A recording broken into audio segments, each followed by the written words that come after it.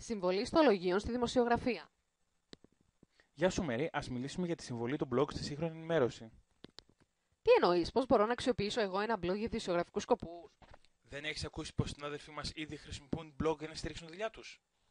Πώς, το γνωρίζω αυτό, αλλά δεν πιστεύω ότι κάτι τέτοιο θα είχε αποτέλεσμα. Κι όμως, σύμφωνα με έρευνες, όλο και περισσότερος κόσμος στρέφεται στα blog για την ενημέρωσή του.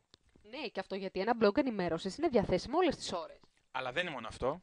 Αλλά, Να, τα blog είναι γενικά φιλικά προς τον αναγνώστη και το κυριότερο μπορείς να σχολιάσεις, ενώ όπως ο κάθε αναγνώστης έχει τη δυνατότητα να σχολιάσει τα άρθρα του άλλου στο blog.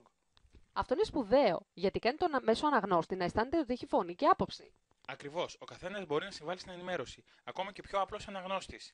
Επίσης, μπορεί να ανατρέχει οποιαδήποτε στιγμή σε παλαιότερα νέα, μιας και είναι ταξινομημένα σε χρονολογική σειρά. Σωστά, είναι και ο γρήγορος ρυθμός ανανέωσης των άνθρωπων που τα κάνει ακαταμάχητα. Ακριβώς, οι αναγνώστες θέλουν φρέσκα νέα και τα blog βοηθάνε σε αυτό. Μάλιστα, και είναι δύσκολο να δημιουργήσω ένα blog. Όχι, αρκεί να έχει λογαριασμό Gmail και να εγγραφεί στο blogger. Και χρειάζεται να γνωρίζω προγραμματισμό για να κάνω blog. Όχι, γι' αυτό είναι τόσο δημοφιλή. Αρκεί να έχει φαντασία, μεράκι και όρεξη για δημιουργία.